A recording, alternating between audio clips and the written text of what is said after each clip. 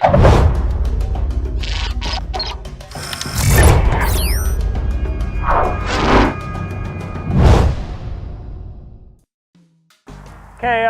little distance information here.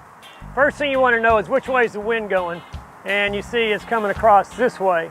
So when you put the anhyzer on your disc, the wind's going to push down on it unless you are so strong you can muscle it out through there. Or you can throw it flat. Ideally, you'd want to throw a turnover disc flat so when the wind pushes it, the turnover effect will keep it in a straight line and you end up with a nice fairway shot. Over the years, some different ways to throw distance have evolved.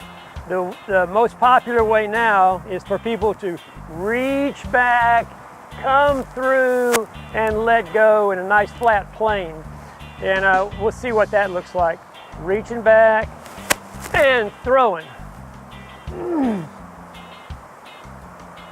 Okay, now, when I started playing back in the Frisbee days, we didn't have these ballistic kind of discs. We were throwing Frisbees. And in order to get the maximum power out of a Frisbee, and I still think it's the best way to do it now, is you twist your hips.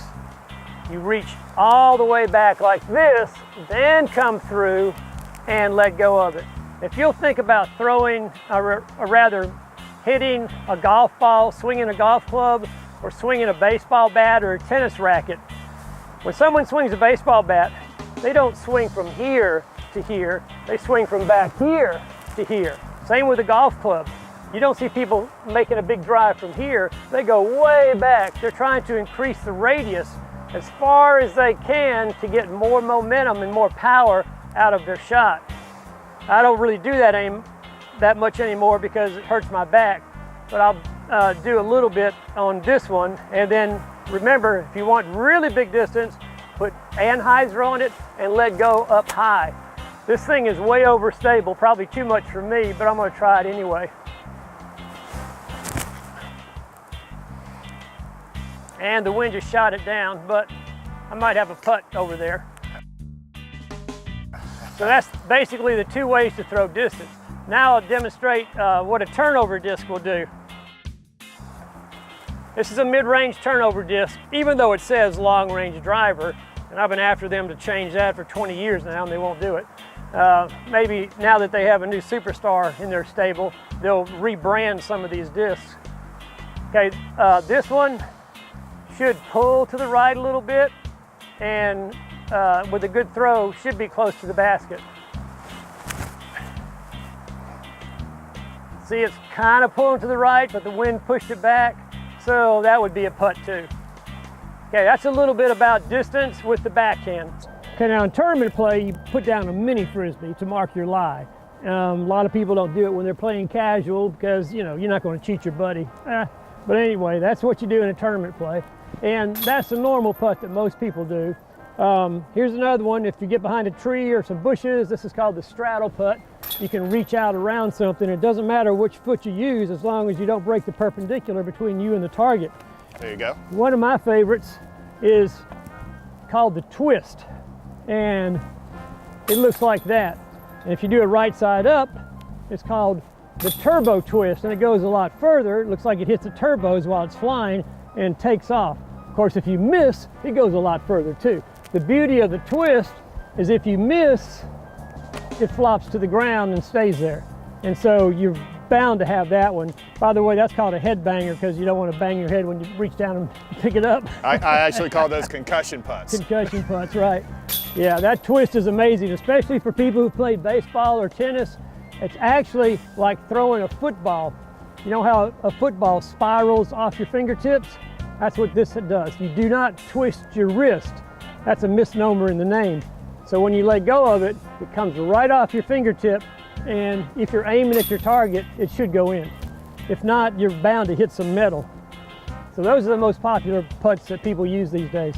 Now what about, do you have any tricks for dealing with the wind? Because wind's always in play in a lot of situations. If the wind's in your face, the putt's going to rise up, so you have to get the nose down.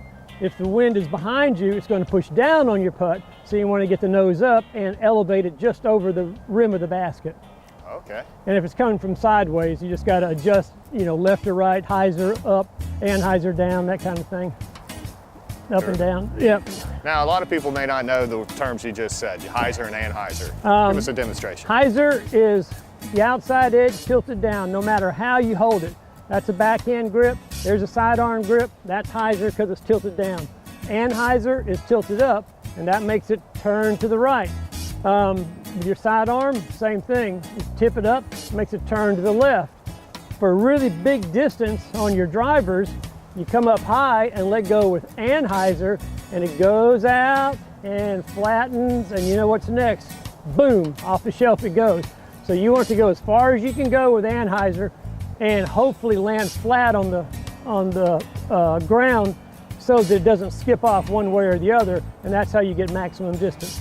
Yeah, I've always found that an anhyzer will kind of fall faster and stay closer than a hyzer, which can tend to glide if you don't, if you're going pin high, if you're trying to hit the chains, you can wind up 15 feet away with a hyzer shot, whereas an anhyzer, you can drop just like a stone. That drop putt's real effective when there's no wind, the wind's behind you, you put it up with low spin and it just kind of flops down and ends up under the basket if you miss. Anhyzer is a good putt for into the wind too, because you're slicing through like that if the wind's coming across that way. All right, here's your front foot forward, most popular putt in the world. And of course your straddle putt for when you're behind a bush or a tree, you have to step out one side or the other. Oh, make sure you get the nose up. And then my favorite, the twist. Sometimes it goes in.